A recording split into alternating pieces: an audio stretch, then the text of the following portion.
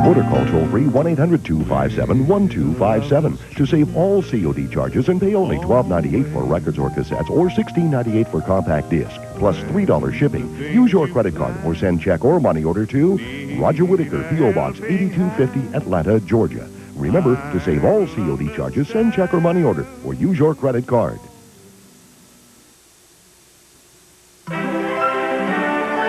This is CNN.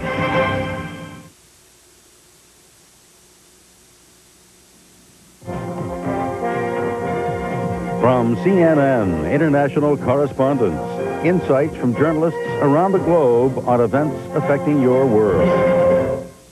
Voters surprise pollsters in British elections. And in Germany, regional elections send a message to political leaders. How do these events affect the changing world order? Welcome to International Correspondents. I'm Carl Rochelle in Washington.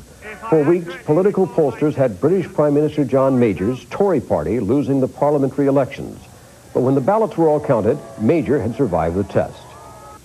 A result, I think, that has surprised one or two people, but not the Conservative Party. I'm very pleased with it. The primary opposition Labour Party leader, Neil Kinnock, was not a gracious loser. But I feel dismay, sorrow, for so many people in our country who do not share this personal good fortune. They deserve better than they got on the 9th of April, 1992. Like many countries, the United Kingdom has economic problems. Major says he will use the mandate to build for the future. We've set out some very clear, very comprehensive plans for our future to lift us out of recession and to carry out the reforms that we think are right for this country. Leaders in Italy are still trying to figure out what to do after voters there pretty much split the election between four political parties, leaving no clear majority and a lot of doubt about who will be Italy's next prime minister. In Germany, right-wing voters scored successes in two German regional elections, causing mainstream political leaders in Bonn to pledge joint efforts to ease popular displeasure with the status quo. Here in the U.S., where it's time to choose a president for the next 4 years, voters seem to be unhappy with any of the candidates running for election. And a world away in Japan, the Japanese stock market continues to spiral downward, seeming to send a message of its own. With me to discuss these trends and what they mean are Jamie Dettmer of the Times of London, Klaus Kleber of ARD, a major German radio and television network, and Barry Schweid, chief diplomatic correspondent with the Associated Press in Washington. Well, I think the first question is for the London expert. Why were the pollsters wrong? What happened here? The pollsters argue that they weren't wrong, that polls are merely snapshots at a given moment, and that there was a remarkable surge towards the Conservatives in the last 24, 48 hours. And the British newspapers don't like the pollsters generally, so they're enjoying this and are taking swipes at the poll organisations. But I'm sympathetic to the pollsters. I think there was a surge, a kind of remarkable movement towards the Conservatives in the last 24 hours. Yeah. And I think that what happened was that disgruntled Conservatives who had planned to vote against the Conservative Party, when it came to it, when they went into the ballot booth, voted with their wallets and were put off by the tax policies of the Labour Party. Jamie, let me ask you, don't the British newspapers use the polls like we do in this country, even commissioning the polls? Aren't they involved in this whole thing? Yes, we spend a lot of money at commissioning polls. And of course, if they'd been right, they'd have claimed we were right all along. Yes, they would, but there were 50 polls or 51 polls during the entire election, and not one of them was giving the Conservatives a lead over Labour. And the sheer consistency of that would suggest that the pollsters were probably right, and there was something very extraordinary happened in the last 24, 48 hours. I am sympathetic towards the pollsters. Barry, you're nodding your head in agreement. No, I'm just thinking the victory was so razor thin, and it was clear that Major was moving up at the end, and indeed, it's very hard. It was very hard to get What Labour caused this to come down the way it did? Major did some clever things with tax policy, for instance. He eased the burden on the very poor.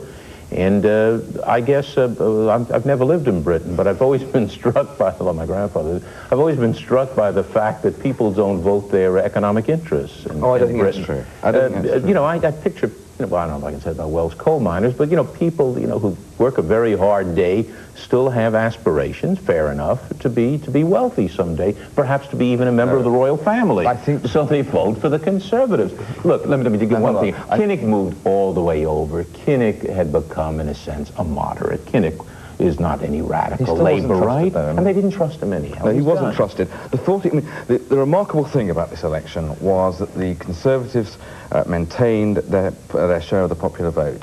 They got 43% in 83, they got slightly under 43% in 87, and again, this year, they got 43%.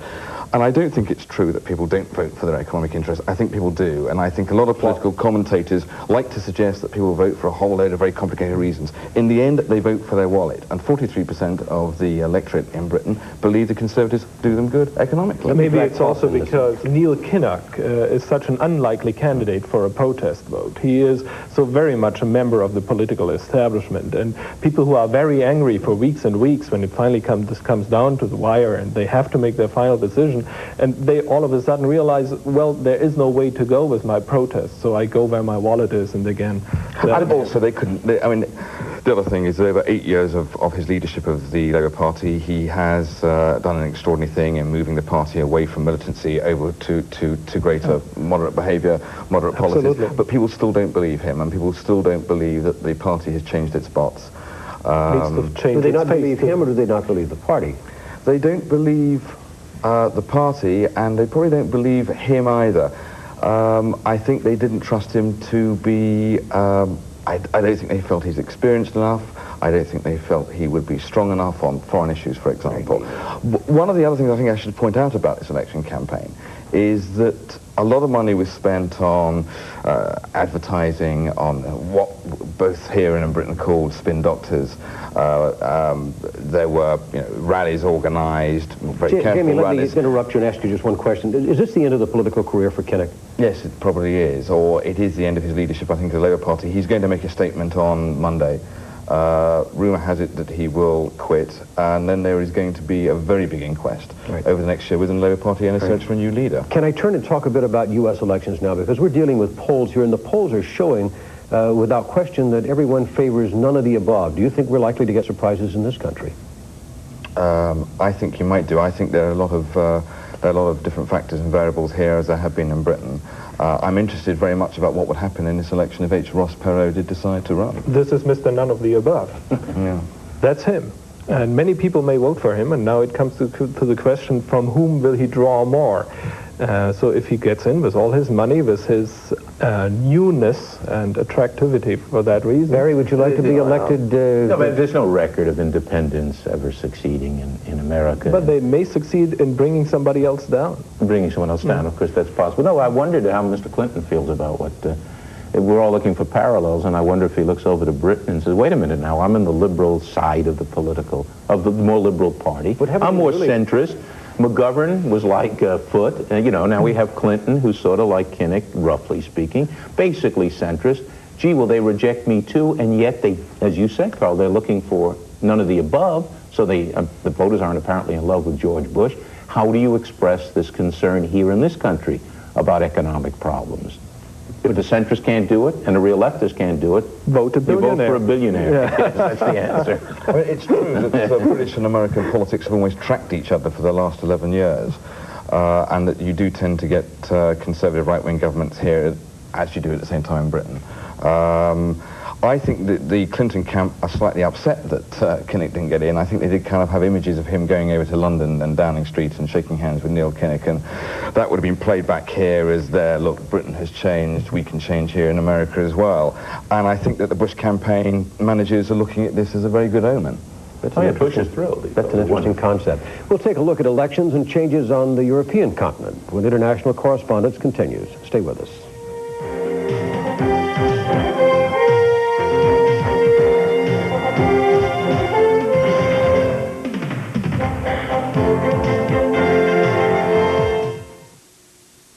From Hollywood Pictures, the Scanlon family is coming home to honor their father's memory. I tell you how bad my hip is. Yeah, 10 minutes ago. It's worse. Now, with a little love. You wouldn't mind sleeping in Frank's old bedroom, would you, Boyd? Oh, I'll sleep anywhere. We all know that. And a lot of luck. Oh, my God! I think she's having her baby. Good job. They just might make it through the day. Has anybody got a blanket in the car? I got jumper cables. Passed Away, rated PG-13, starts Friday, April 24th. Hey, isn't that Calvin? I haven't seen him for a while. Wonder where he's heading. I heard he had a job. Oh, is that right? Well, it's about time he got himself together. Now that you mention it, there is something different about him. Well, just goes to show you can't judge a book by its cover now. Looks like responsibility has been good for him. Well, I'm just glad somebody believed in him enough to give him a chance. Wonder where he's working. Welcome to McDonald's. May I help you? I was already late for my meeting when my flight landed. Lucky for me, someone left a courtesy car. I had to get the dollar rent-a-car fast. I knew they were right on the airport with low rates. Welcome to Dollar. Hello, I have a car rental reservation. No problem. I'll just punch it up on the computer. Dollar Rent-A-Car is right on the airport, right on the money, with unlimited mileage and locations worldwide. Call your travel consultant or Dollar at 1-800-800-4000. Sunday, one of the largest drug seizures ever. Mountains of hashish and heroin burn. How Pakistan is trying to become a leader in world drug control. Then Paraguay's devastated environment. Can new projects shore up the fragile land, declaring war on destruction? And in Singapore, how one care center found a way to please its patients without pinching their pockets. On CNN World Report, 3 p.m. Eastern Sunday.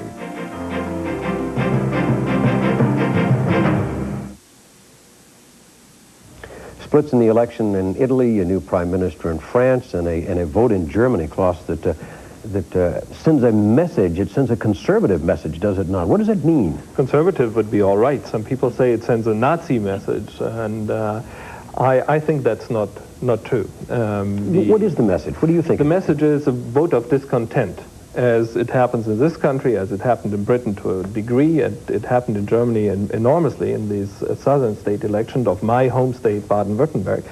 11% for these people of the extreme right. I remember 3 years ago they got 11% in Berlin on the very day when I arrived in town to take over a new job. And everybody was just as alarmed as they are today. What happened was there was a vacuum, not of power, but of ideas. And people turned around and said, let's look for somebody new, somebody who didn't make any mistakes yet. And they voted 11% for the Republicans. That's how they call themselves. And what happened is some major things happened. Let me finish that thought real quick. Some major things happened. The Berlin Wall came down. Real problems arose. The established parties did quite well with this new development. And the Republicans vanished into oblivion. And I hope and trust this is going to happen again this time around. But isn't this time around that it's going to be more durable, that the problems are far more serious in Europe? Potential problems in Europe are far more serious than they were in the mid-60s, for example, when the far right did well in Germany, had a short period of success. Yep. And it isn't just about the far right being successful because of mass migration. I mean, that's one issue.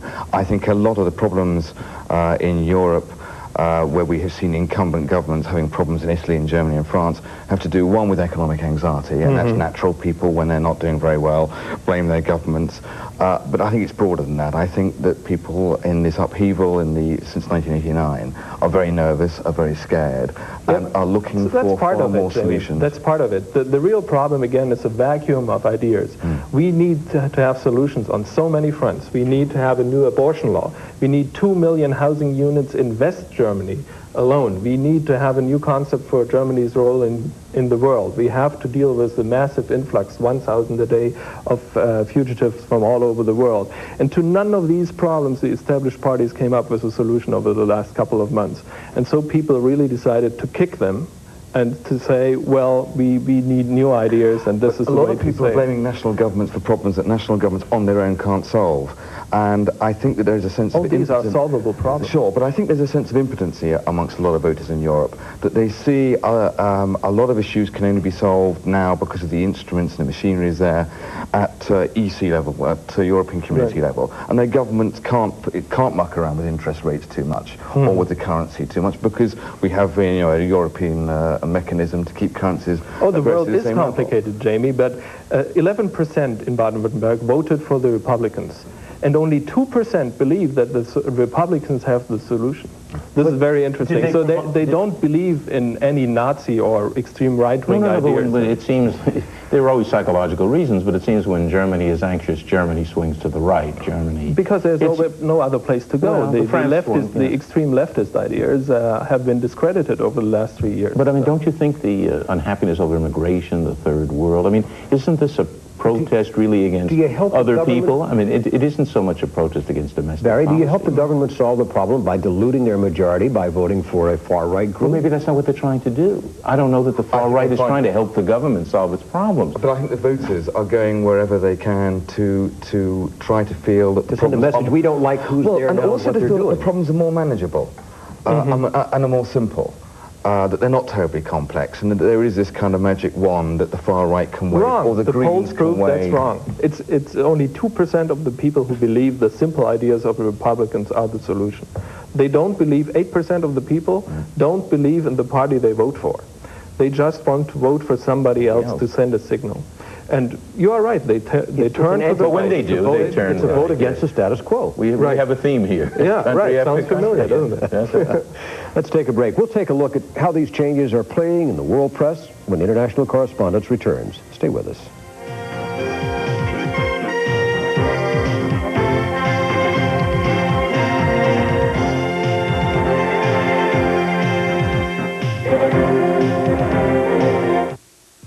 Right now, you have the power to turn contaminated water into clean drinking water for a little girl in need. You have the power to irrigate barren fields so that food can be grown to feed a hungry boy. And you have the power to give a sick child who's never seen a doctor the medical care he needs to get well. You have the power. Just by calling this number and saying, I want to sponsor a child. Please call and join us. In Asia, in Africa, in the Middle East, in Latin America, and here in the United States, the children are waiting for your help. And your gift will do more than just help the children, because your contribution will be combined with those of other generous sponsors to help whole families and whole communities. At Save the Children, they don't give handouts. They give hardworking people the power to improve their own lives. And best of all, as a sponsor, you experience these changes firsthand. You'll receive a photograph and family background of your sponsor child. You'll be able to exchange letters, to build a lasting relationship, and to see just how your sponsorship is changing that child's life. When you call this toll-free number, you can tell the operator you'd like to become a sponsor in one of these areas of the world, or you can simply choose to help wherever help is needed most. The important thing is that you call and offer to become a sponsor. The cost is so small, just $20 a month. You can reach out across the world or just down the street in America, but you can reach the children in a way that will change their lives forever. For more information about Save the Children, call 1-800-257-2900. That's 1-800-257-2900. Welcome back to International Correspondents, where we're discussing the changing world order with Jamie Dettmer of the Times of London, Klaus Kleber of ARD, the German Broadcasting Network, and Barry Schweid, diplomatic correspondent with the Associated Press in Washington. I want to talk about how these stories are playing around the world. Barry, you work for the Associated Press. It's an international news organization. You serve a lot of masters, but what do your editors consider most important? How do they consider the changing world order when they're stacking up stories? What we think we're a serious news organization, and serious things are going on. I must say, though, the major story still is what's happening in the former Soviet Union. Elections in themselves are very important, but we're also interested in immediate impact. If Arafat's plane is lost, that's going to get played. If Yugoslavia has another brush-up, that's going to get played. The British, I've always been, I grew up in New York, and I've always been intrigued by the way British elections are played in this country. And with all due respect, it strikes me that we sort of never have left Britain. I mean, beginning with the New York Times, which will lead, I'd say New York News, put the British election on page 5. Would an election... No, but I think we have a certain extraordinary interest in what is going on in Britain, whereas what is going on in Germany is probably more important. but not a continuous interest. And this is what my problem is with the reporting in this country. You get flashlights switched on for a second for a particular occasion, like this unfortunate occasion last weekend when the right-wingers get so many votes in Germany.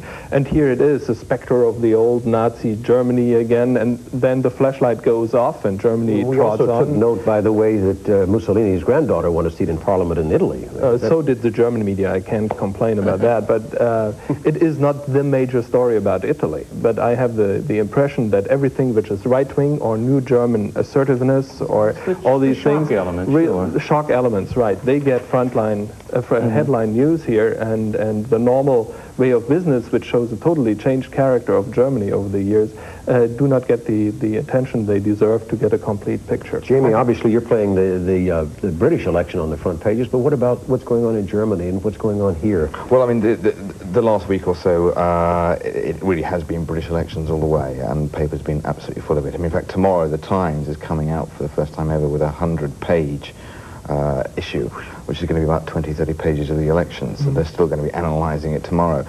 What else has been playing in the British papers in the last 24-48 hours? The conviction against General Noriega did make the front pages of... How did that play, by the way? Did they think the U.S. was right or wrong?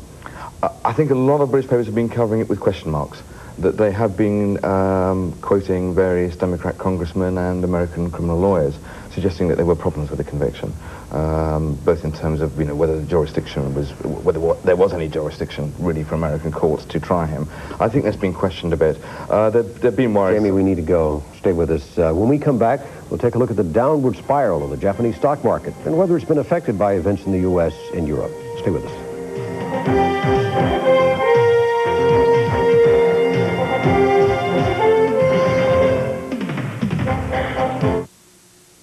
Hey, isn't that Calvin? I haven't seen him for a while. Wonder where he's heading. I heard he got a job. Oh, is that right? Well, it's about time he got himself together. Now that you mention it, there is something different about him. Well, just goes to show you can't judge a book by its cover now. Looks like responsibility has been good for him. Well, I'm just glad somebody believed in him enough to give him a chance. Wonder where he's working. Welcome to McDonald's. May I help you? Grandma's got a date. What's a date? Closeness. You might hesitate if you wore a diaper. So Johnson & Johnson created Serenity Guards. Bladder control protection so advanced, it holds as much as something 5 times its size and stays dry, locking liquid in. And now there's a new Serenity Guard, Super Plus, with even more super absorbance. So if you've been looking for extra protection, give yourself hugs for discovering new Serenity Super Plus.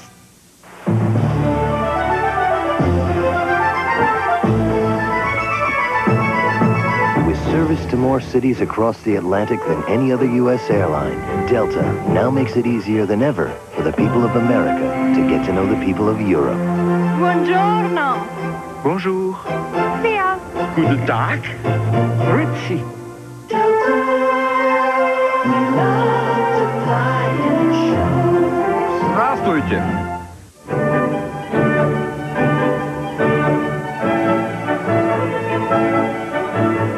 Shop for quality gifts with your free Turner Store catalog. Call 1-404-827-2500.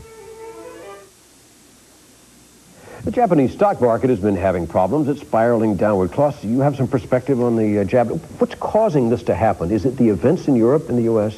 I don't think so. It seems to be a homemade problem in Japan. It may have to do with honesty. The market is going down after going up, and it has been a very long development. They recognize that their resources are limited too, but we shouldn't forget that the overall economy in Japan is still very healthy. And they have practically no unemployment. The orders, the factory orders, are pretty much in order. Research and development is at a unparalleled level in the world. So the overall economy in Japan is pretty strong. They are not in as deep a crisis as the economy of this country, for instance, seems to be. Yes, I mean, I think a lot of countries would like to be in Japan's position. I mean, they're still running $10 billion surpluses per month. In terms of their export trade. But why is the market going down if they have that? Well, I mean, there's a difference between, you know, what the manufacturing side is doing in the exports, and what the market is partly going down because the shares have been overpriced. It's going down because the banks are being hit hard, because property prices have gone down by about 17%, and a lot of banks hold their assets in property. I mean, what you're really, in a sense, is seeing a kind of convergence between the stock market and the real economy in Japan. And I'm not too sure. There's been a lot of panic in the Western papers, but not too much, actually. The Wall Street Journal on Thursday wrote that there is no reason for alarm. Basically, the same line in the German papers. So the world seems to take it pretty easily. When you wake up in the morning and turn on the very first thing you hear is how much the Japanese Tokyo stock market went down. One thing that may be terribly unfortunate is after many years of trying to encourage the Japanese to take leadership in foreign policy issues, and now they were going to host, and they will host, part of the Middle East talks, and you know, to just cajole them into a position matching their economic strength. They have all this chaos. They'll retreat again, and it'll take 20 more years to bring them out into the world. I mean, the only danger with this, with the crisis with the Japanese banks, is that we could find a credit crunch globally. I was about to say, the question is maybe not be how we're affecting it, but how it's going to affect us. Well, at the moment, I don't think, you know, at the moment it isn't. But when we start going into recovery, it may be that there is a credit crunch there, and it will put some kind of brake on the American economy recovering and Western European economy. This is a very interesting thing for us Germans. We have been urging the Japanese to come into the great, big, expensive projects to help the East in the way we did, and we always felt comfortable because we had the Americans who we recognized have limited resources now, but there was this rich uncle in the Far East whose resources have never been tapped, and now it turns out this uncle is on weak footing right now. And Germany's been carrying the load in Europe, unquestionably, for Central and Eastern Europe. So this is the only thing which troubles me as a German in the whole story, but I think it's not a real... Jamie, you said some panic. Are you getting some panic messages in the press at home? I think there have been. I think it's settled now. But a week ago, a few days ago, when the stock market reached its kind of 5.5-year low in Tokyo, yes, I think there were a lot of jitters. But I think people are analysing it now and seeing that you know, the roof is not going to cave in. There's a lot of pressure in the British papers by British economic commentators for the Japanese to stimulate their economy in a much bigger way than we've seen them do in the last few weeks. Thank you very much. Thank you, Jamie, Klaus, Barry, for being with us on this edition of International Correspondents. I'm Carl Rochelle in Washington. Good day.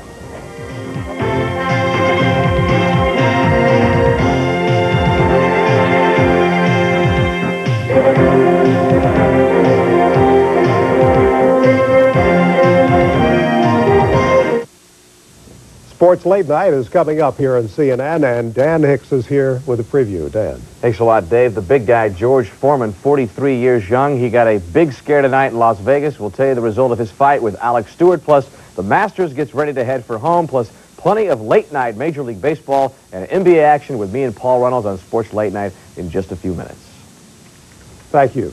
Police standoff with a woman who has locked herself inside a van at the United Nations is in its 16th hour.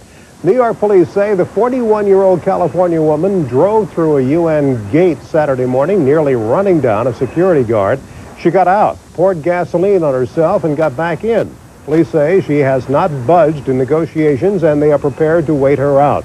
They say she is protesting tax policy. Her relatives say she's had psychological problems.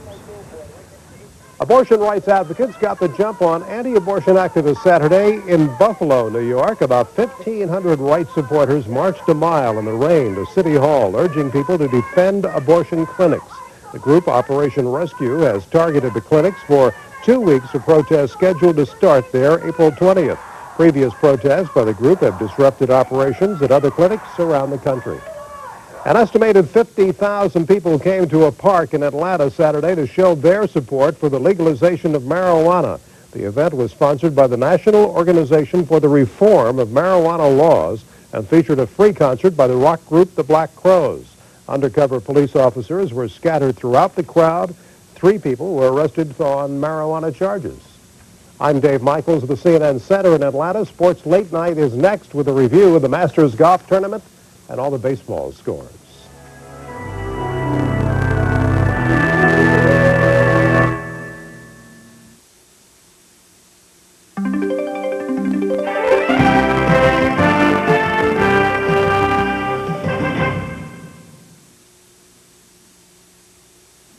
can't read without your glasses, does this look familiar? If you are one of the many people who need reading glasses, then you also know the embarrassment of forgetting them, or the cost and frustration of losing that expensive pair. Now you can always be sure of having a pair of reading glasses with you at all times. Introducing Extra Eyes, reading glasses that fold away into a convenient small pouch. Extra Eyes are made from high-grade optical material, hard-coated to prevent scratching. They can be adjusted to fit anyone, comfortably and snugly. And best of all, they can be used anywhere, so you can always have your reading glasses with you. And Extra Eyes will work for anyone. Just move them up or down your nose to adjust the magnification. Extra Eyes comes with a special pouch and with the attachable ring that works on keychains or on your purse. And if you call now, we'll include this bonus velour drawstring pouch. For rush delivery of your Extra Eyes, use your credit card and call 1-800-257-1257. Or send $19.95 plus $4 shipping and handling to Extra Eyes, P.O. Box 8250, Atlanta, Georgia.